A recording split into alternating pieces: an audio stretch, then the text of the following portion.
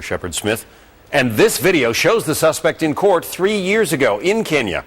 An anti-terror official said police had arrested that man in 2010 as he apparently plotted to join an al-Qaeda offshoot just across the border in Somalia.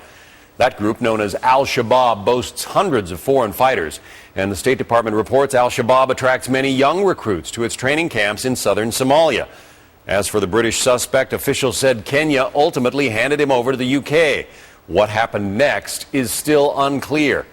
But fast forward to last week when witnesses say he and another suspect ran over that British soldier and brutally stabbed him to death in broad daylight with a knife and a meat cleaver.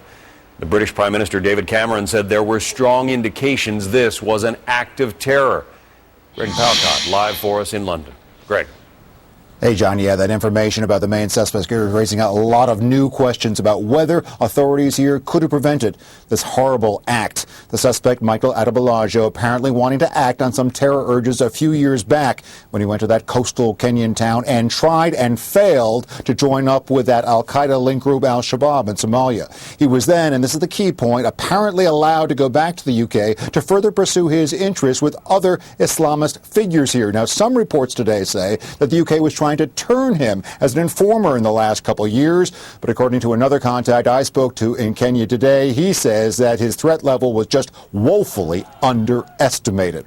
This as the police continue their fast-moving investigation into this incident. Another arrest today, the person being held on suspicion of conspiracy to murder. While some people have been out on bail, so far 10 people have been rounded up. 500 police are involved in this probe. Meanwhile, we're seeing more fallout from this incident right in the heart of London. An anti-Muslim protest by a nationalist group today.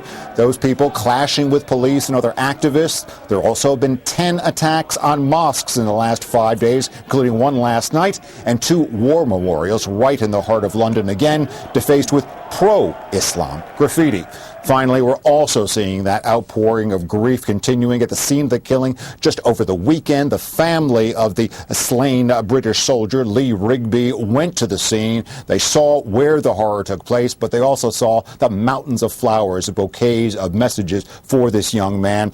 It is a holiday weekend here too, John, but the grief, the emotion, the passions, and the questions are taking no break. Back to you. Palcott in London. Thank you, Greg.